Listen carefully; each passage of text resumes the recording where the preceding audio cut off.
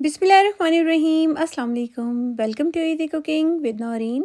आज मैं आपके साथ एक बहुत ही मज़ेदार नेक्स्ट लेवल के चटपटा सा मज़ेदार सा रायते की रेसिपी को शेयर करने जा रही हूँ, जिसे आपने एक बार ट्राई कर लिया तो आप हर रोज़ इसको बनाना पसंद करेंगे। बहुत ही मज़ेदार और आसान सी ये रायते की रेसिपी है। होपफुली आपको ज़रूर पसंद आएगी, तो रेसिपी को फुल वॉच कीजिएगा। अच्छी लगे तो लाइक और शेयर भी कीजिएगा। आइए अब हम अपनी रेसिपी को बनाना शुरू करते हैं। यहाँ पर मैंने एक बोल ले लिया है और सबसे पहले हम उसके अंदर हरी मिर्चों को ऐड करेंगे। 3 अदद मैंने हरी मिर्चें ली हैं। एक बंच मैंने पुदीने का लिया है, जिसके मैंने पत्ते ले लिए हैं। इनको अच्छी तरह से मैंने वॉश कर लिया था और जितना मैंने पुदीना लिया है उसका हाफ़ मैंने हरा धनिया लिया है। और अब हम इसके अंदर 3 से 4 लहसुन के जवे को ऐड कर देंगे और 1 टीस्पून इसके अंदर ज़ीरा ऐड करेंगे। सफ़ेद ज़ीरा, साबुत ज़ीरा है ये। और थोड़ा सा नमक अपने टेस्ट के अकॉर्डिंग ऐड कर देंगे। अब हम इसको बारीक सा पीस लेंगे और इसकी स्मूथ सी चटनी को तैयार कर लेंगे। यहाँ पर मैंने हैंड ब्लेंडर से चटनी तैयार कर ली है और ये देखिए कितनी अच्छी सी स्मूथ सी हमारी चटनी बनकर तैयार हो गई है।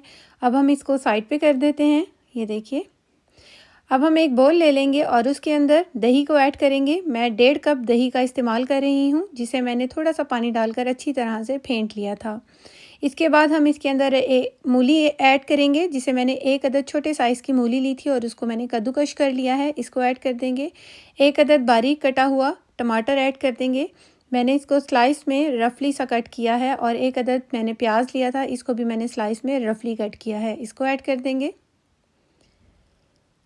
और अब हम इसके अंदर चटनी ऐड करेंगे, जो मैंने अभी बना कर रखी थी। मैं 3 टीस्पून चटनी के ऐड कर रही हूँ। आप अपने टेस्ट के अकॉर्डिंग चटनी को ऐड कर सकते हैं। और थोड़ा सा इसके अंदर हम भुना हुआ और कुटा हुआ ज़ीरा ऐड कर देंगे और अब इन सब चीज़ों को अच्छी तरह से मिक्स कर लेंगे।